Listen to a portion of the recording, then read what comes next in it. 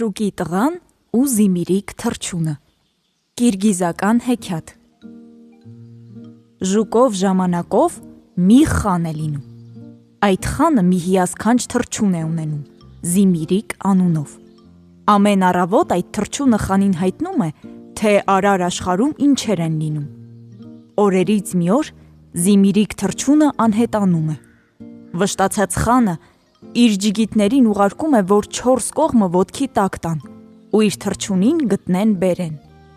Բայց ջիգիտները թռչունին չեն գտնում ու այդպես դափ-դատարկ վերադառնում են տուն։ Այդ ժամանակ վշտացած խանը հավաքում է իր ժողովրդին ու հայտարարում. «Ով որ իմ զիմիրիկ թռչունին գտնի, ես նրան կտամ իմ խանության կեսը»։ Այս լուրը հասնում է Ստրուկի տղային, որի անունը Բեգջալ է լինում։ Այս Բեգջալը մի փայտ է առնում ձեռը, վերցնում հրացանը ու գնում զիմիրիկ թռչունին բռնելու։ Գնում է օր ու գիշեր, առանց հանգստանալու, չիմանալով, թե ինչ բան է հոգնածությունը։ Մի օր էլ ճամփին նա 6 եղնիկ է տեսնում։ Ուսից իջեցնում է հրացանը ու նշան բռնում։ Բայց եղնիկները այդ ժամանակ լեզու են առնում ու մարդու նման խոսում են. «Այ ջահել տղա, մեզ մի սպանիր, մենք եղնիկներ չենք, մենք մարդիկ ենք»։ Բեգջալը զարմանում է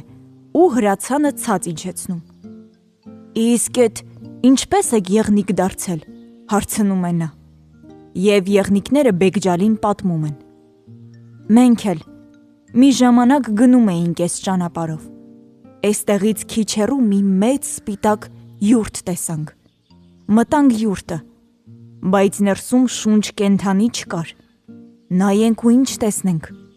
Մի մեծ սուփրա է բացված, վրան մենակ ծտի կաթն է պակաս։ Մենք էլ շատ սոված էինք, նստեցինք ու սկսեցինք ուտել։ Բայց հենց մի քիչ կերանք, անմիջապես եղնիկներ դարձանք. «Տես հայ ջիգիտ,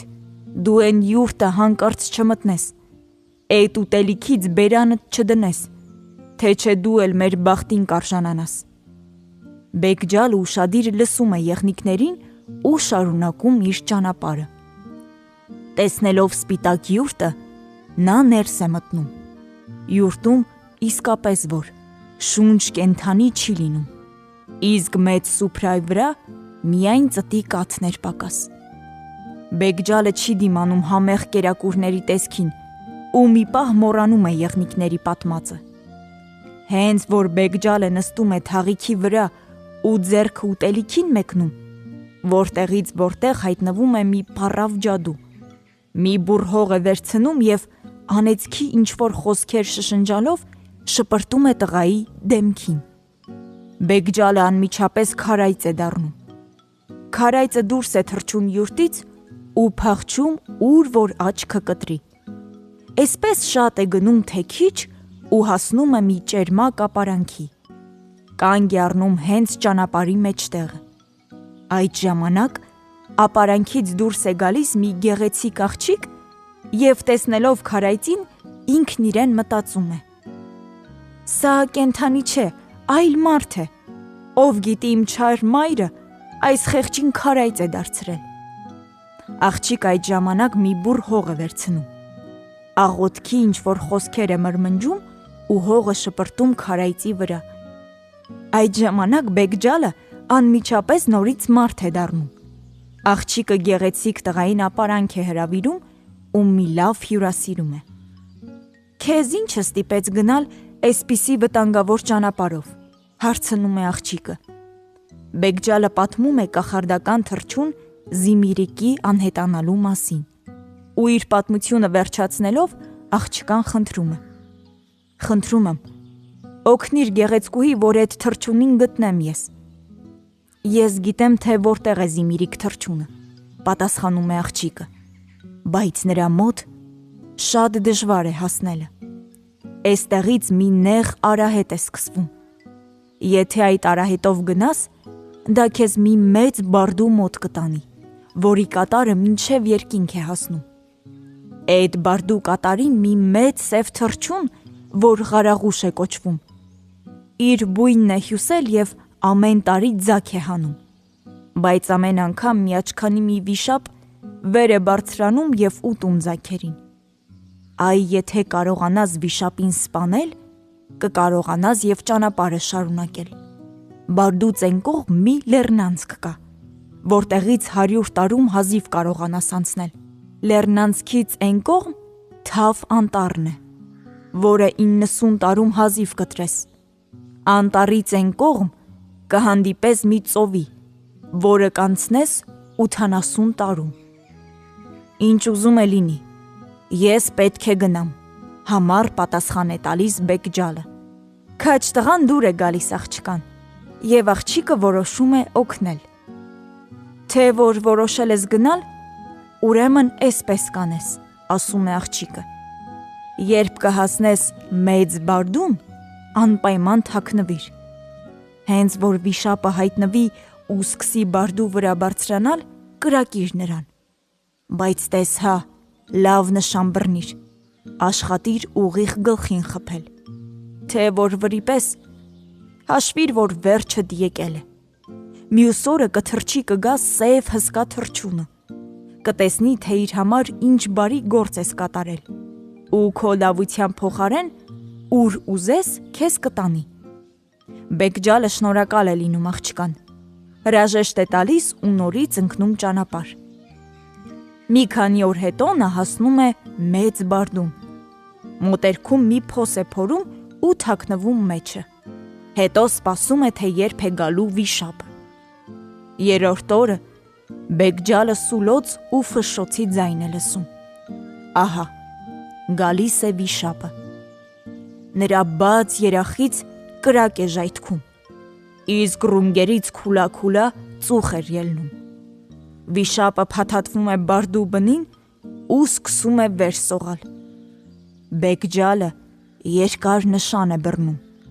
և երբ կրակում է, վիշապը գլխկոցով գետնին է տապալվում։ Այնտեղ, ուր ընկնում է վիշապը, մի խորը փոս է գոյանում։ Բեգջալը հրեշին 3 կտոր է անում և գլուխը կտրում է։ Ու հենց այդ ժամանակ բարդու կատարից ձայներ են լսվում։ Հեյ, այ տղա, եկ բարձրացիր մեզ մոտ։ Բեգջալը վերցնում է վիշապի գլուխը և ուզում է բարձրանալ բարդու վրա։ Արդեն կեսօր է լինում, երբ սկսում է բարձրանալ, և միայն մայրամուտին կարողանում է բնին հասնել։ Հսկա սև թռչունի ձագերը ուրախությամբ դիմավորում են Բեգջալին ու շնորհակալ են լինում իրենց մահից փրկելու համար։ Իսկ հիմա թաքնվիր մեր թևերի տակ, ասում են նրանք։ Վաղը առավոտյան մեր մայրը կթռչի ու կգա։ Նա այնպիսի արցունքներ կթափի, որ քեզ կթվա, թե անձրև է գալիս։ Նրա թևերի թափաղարումից այնպեսի փոթորիկ կբարձրանա, որ ոչխարի մեծության քարերը սարերից ցած կգլորվեն։ Իսկ երբ իջնի բարդուն, ծառի կատարը նրա ծանրությունից 3 անգամ գետնին կառնի ու կբարձրանա։ Բայց դու ոչնչից մի վախենա։ Շուտով լույսը բացվում է, բարին էլ հետը, արևը դուրս է գալիս։ Մեկ էլ պարզ երկինքը ծածկվում է ամպերով ու սկսում է հորդ անձրև տեղալ։ Ոչխարի մեծության քարերը սարերից գլորվում են ցած։ Ուժեղ փոթորիկ է բարձրանում։ Դա սև հսկա թռչունն էր թռել եկել։ Թռչունը իջնում է բարդուն ու ծառի կատարը 3 անգամ իջնում է գետնին ու վեր բարձրանում։ Մայր թռչունը տեսնում է իր ձագերին ողջ առողջ և շատ է ուրախանում, աշխարհով մեկ է լինում։ Միթե բարին հաղթել է չարին։ Էդ ո՞նց եք դուք կենդանի մնացել։ Մայրիկ, սիրելի մայրիկ, մենք քեզ սկզբում չարին ցույց կտանք, ասում են ձագերը ու մեջտեղ գլորում վիշապի գլուխը։ Հիմա էլ բարուն ցույց տվեք ինձ, ասում է մայրը։ Այդ ժամանակ միայն ճտերը ցույց են տալիս Բեգջալին։ Սև հսկա թռչունը բռնում է խեղճ Բեգջալին ու ցանկանում է կուլ տալ, բայց ձագերը աղմկում են։ Էդ ինչ ես անում, մայրիկ։ Նա է սպանել վիշապին, միթե այդպես են շնորհակալ լինում։ Թռչունը անմիջապես տղային բաց է թողնում, Բարությանը բարությամբ կպատասխանեմ, ասում է հսկա թռչունը։ Խնդրիր, ինչ սիրտդ ուզում է։ Ես քեզ խնդրում եմ, որ ինձ անցկացնես լեռնանցքը, հետո թավանտառը ու մեծ ծովը։ Ցույց տուր, թե որտեղ է զիմիրիկ թռչունը, ես ուզում եմ գտնել նրան։ Հսկա թռչունը աջ է դառնում, լաց է լինում, ձախ է դառնում ծիծաղում և հետո ասում է. Դե լավ, թող քո ասածը լինի, ինձ 3 օր սպասիր, ես երկար ճանապարհի համար ուտելիք պետք է պատրաստեմ։ Այս ասելով հսկա թռչունը գնում է։ 3 օր հետո թռչունը վերադառնում է, հետը մեծ պոզերով 60 հատ եղջերու է բերում ու 60 հատ էլ չաղ եղնիկ։ Բեկջալը սկսում է բերած միսը կտրատել, մի քանի օր չարչարվում է դրա վրա և երբ վերջացնում է, միսը դարսում է կաշվե պարկերի մեջ։ Սև թռչունը Բեկջալին ասում է, որ այդ պարկերը իր մեջքին դնի ու ինքն էլ նստի վրան։ Հետո թռչունը հրաժեշտ է տալիս իր ձագերին ու Բեկջալին զգուշացնում. Աչքերդ փակիր, թե չէ գլուխդ պտույտ կգա ու ցած կընկնես։ Երբ ասեմ, այն ժամանակ աչքերդ կբացես։ Թռչելու ժամանակ ուշադիր եղիր։ Երբ գլուխս աջ դարձնեմ, ինձ միս տուր,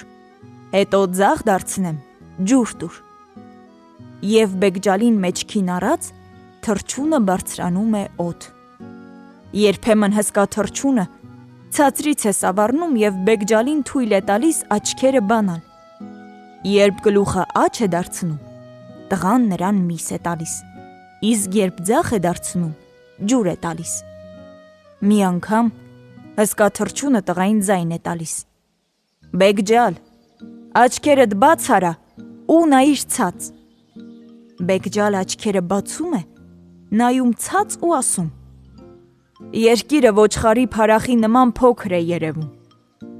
Ուրեմն մենք արդեն անցել ենք լեռնանցքը։ Էլի երկար թռչում ու թռչում են։ Աչքերդ բաց արա ու ցած նայիր, նորից ասում է հսկա թռչունը։ Հիմա երկիրը նետերի կապարճի չափ է երևում, պատասխանում է տղան։ Ուրեմն արդեն թռանք թավանտառն էլ։ Մի քիչ ժամանակ էլ որ անցնում է, թռչունը 3-րդ անգամ է Բեկջալին ձայն տալիս։ Հապա նորից ցած նայիր։ Երկիրը այլևս չի երևում։ Ուրեմն մենք ծովն ենք թռել ու անցել, ասում է հսկա թռչունը ու սկսում կամաց ցածրանալ։ Շուտով մի մեծ քաղաք է երևում։ Հենց այդ ժամանակ հսկա թռչունը գլուխը աջ է դարձնում ու միս է ուզում։ Բայց Բեկջալը մսի մի փոքրիկ կտոր էլ չի գտնում։ Հանում է դանակը ու իր սրունքից մի փոքր կտրում տալիս թռչունին։ Սև թռչունը ուտում է միսը և տղային քաղաք հասցնում։ Թռչունը ցած է իջնում ու Բեկջալին ասում է. Ամբողջ ճանապարհին ես մի լավ միս էի ուտում, բայց վերջին կտորը ամենահամեղն էր։ Դա իմ ազդրի միսն էր, պատասխանում է Բեկջալը։ Սև թռչունը գոհ է մնում Բեկջալից և ասում է. Զիմիրիկ թռչունը, որին դու փնտրում ես, գողացել է այս քաղաքի խանուհին։ Նրան օգնում են առյուծները, վագրերը, արջերն ու գայլերը։ Բայց դրանցից դու մի վախեցիր։ Դրանք մարդիկ են, որ չարկախարդը գազաններ է դարձրել։ 7 օր դրանք քնում են, 7 օր էլ արթուն են։ Հենց հիմա բոլորն էլ քնած են, և խանուհին և նրա ծառաները։ Համարձակ մտիր քաղաք, հետո մտիր պալատ։ Զիմիրիկ թռչունը էնտեղ է։ Քնած խանուհու թևին մի ոսկե ապարանջան կտեսնես։ Դու զգույշ կհանես այդ ապարանջանը, որ նվիրես քեզ ճանապարհը ցույց տված աղջկան։ Այդ աղջիկը կամուսնանա քեզ հետ։ Դե իսկ հիմա գնա։ Ես քեզ 3 օր կսպասեմ։ Դրանից ավել չեմ կարող։ Բեկջալը գնում է քաղաք։ Մինչև գտնում է խանի պալատը, անցնում է 2 օր։ երրորդ օրը գտնում է պալատը։ Ներս է մտնում և տեսնում է, որ խանուհին քնած է։ Կողքին էլ զիմիրիկ թռչունը։ Բեգջալը վերցնում է թռչունին, զգուշությամբ խանուհու թևից հանում ապարանջանը և վերադառնում հսկա թռչունի մոտ։ Բեգջալը գալիս է այն ժամանակ, երբ թռչունը արդեն օդ էր բարձրացել, բայց տեսնելով տղային իջնում է, վերցնում է նրան զիմիրիկ թռչունի հետ ու բռնում տուն տանող ճանապարհը։ Նրանք թռչում ու անցնում են ծովի, անտառի ու լեռնանցքի վրայով և շուտով հասնում են Բարդու կատարին հյուսված բույնը։ Այստեղ Բեգջալը հրաժեշտ է տալիս սև հսկա թռչունին և նստում զիմիրիկին։ Շատ արագ նա հասնում է ճերմակ ապարանքին, որտեղ գեղեցկուհի աղջիկն էր ապրում, և բերած ապարանջանը տալիս է նրան։ «Էսօրվանից մինչև իմ կյանքի վերջը ես քոնն եմ լինելու», ասում է աղջիկը։ Հետո նրանք ճանապարհ են ընկնում դեպի խանի մոտ, որին պատկանում էր այդ զարմանալի զիմիրիկ թռչունը։ Հասնում են մի լճի ու որոշում են մի քիչ հանգստանալ։ Այդ ժամանակ այնտեղ որսի էին դուրս եկել խանի երկու տղաները։ Նրանք տեսնելով զիմիրիկ թռչունին իրար ասում են. «Մենք միթե թույլ կտանք, որ այս ստրուկի որդի Բեգջալը խանության կեսը ստանա, իսկ մենք էսպես դափ-դատարկ մնանք։ Ավելի լավ է մենք նրան մեջտեղից հանենք»։ Նրանք թափով սլանում են Բեգջալի մոտ և ձիերից ցած թռչելով ասում. «Բեգջալ, դու մեզանից փոքր ես, մեր ձիերը տարր ջրելու»։ Բեգջալը ոչ մի վատ բան չկասկածելով բռնում է ձիերի սանձերից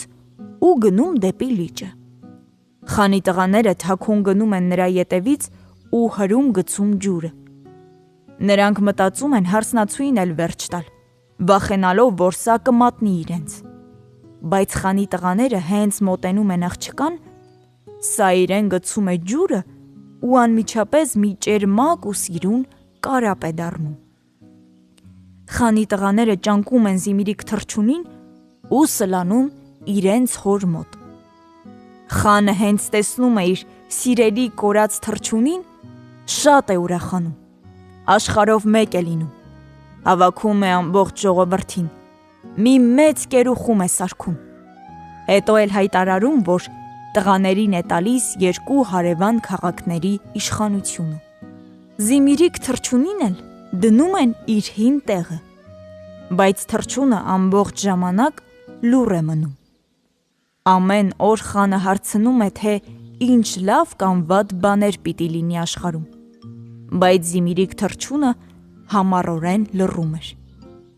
Այսպես անցնում է քիչ ժամանակ։ Օրերից մի օր Բեգջալն իր հարսնացուի հետ, որը ջրից փրկել էր նրան, քաղաք են հասնում։ Հենց որ նրանք հայտնվում են խանի պալատում, զիմիրիկ թռչունը սկսում է խոսել. «Ահա, նա է իսկական քաջը, նա է գտել ինձ, իսկ խանի որդիները ուրիշի քաջությունը իրենց վրա են վերցնում»։ Խանը շատ է ուրախանում, որ թռչունը վերջապես խոսում է և Բեգջալին հարց ու փորձ է անում ամեն ինչի մասին։ Սա սկզբից մինչև վերջ ամեն ինչ պատմում է խանին։ Շուտով քաղաքում լուր է տարածվում, որ զիմիրիկ թռչունին գտել են ոչ թե խանի որդիները, այլ գտել է ստրուկի տղա Բեգջալը։ Խանը ստիպված է լինում իր խոսքը կատարել։ Նա Բեգջալին է տալիս իր հարստության կեսը, իսկ խանի որդիները մնում են քոր ու փոշման։ Զիմիրիկ թռչունը այդ օրվանից սկսած խանին պատմում է այն բոլորը, ինչ լինելու է այս լայն ու մեծ աշխարհում։